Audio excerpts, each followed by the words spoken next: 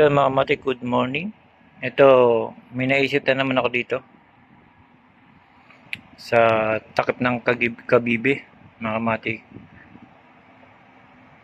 Nilagyan ko na rin siya ng stand para pwede siyang tumayo pag ganyan. Ngayon mga kamatik, pipinturahan ko to. Ang naisip ko dito mga kamatik, aquarium. Yan mga kamatik. Aquarium mga kamatik ang naisip ko.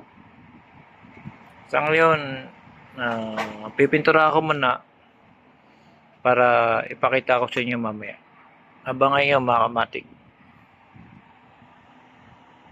Itong gagawin kong aquarium na takip ng Kabibi.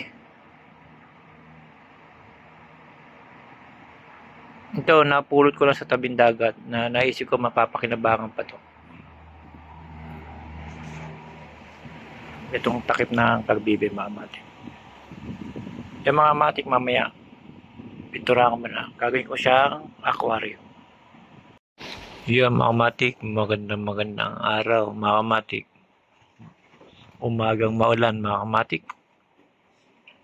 Yan, nawala na naman tayo ng kuryente kaya hindi na naman tayo makakagawa. Ito na yung ginagawa ko mga kamatik. Na ginawa ko siyang aquarium pero wala naman tubig, yung naka-display lang. Ayan. Naisip po isda si Mimo na ilagay. Dikit lang, mga shell yan mga kamatik. Yan yung nagagawa na marunong ka rin sa painting mga kamatik, walang imposible. Ayan mga kamatik, yan na yung katapusan. Yan.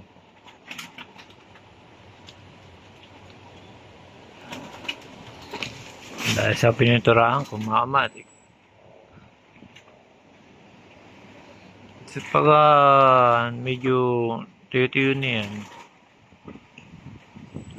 para kumintag, sprayan ko ng clear gloss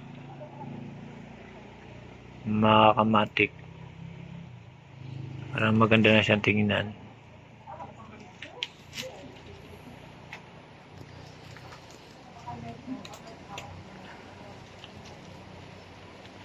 Gaya na sinabi ko mga kamatik, kahit simple lang tayo, marami tayong nalalaman dahil hindi lang iisa lang yung pinag-aaralan ko, marami. Nakasiksik lang, di ko lang kaya ilabas. Yun lang. Pero mga kamatik, siyempre, para matuto rin kayo, sinishare ko rin yung nalalaman ko para malaman nyo rin kung paano gawin. Yan, simpleng pan-display mga kamatik. Yan nagagawa natin mapaganda.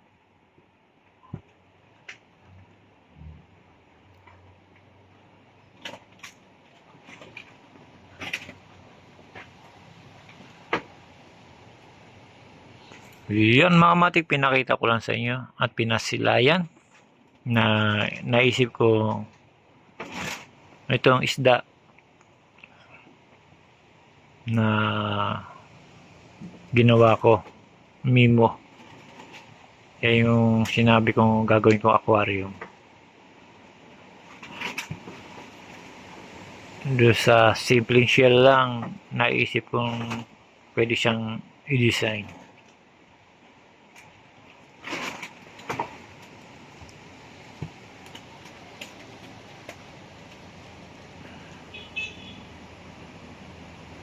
Yun mga kamatik, hanggang dito na lang ulit mga kamatik. Hanap pa tayo ng pwede nating mapakinabangan na bagay sa mga shed.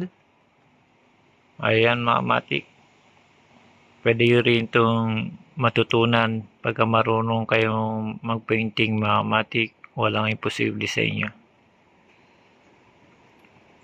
Yan mga kamatik, hanggang dito na lang. Salamat.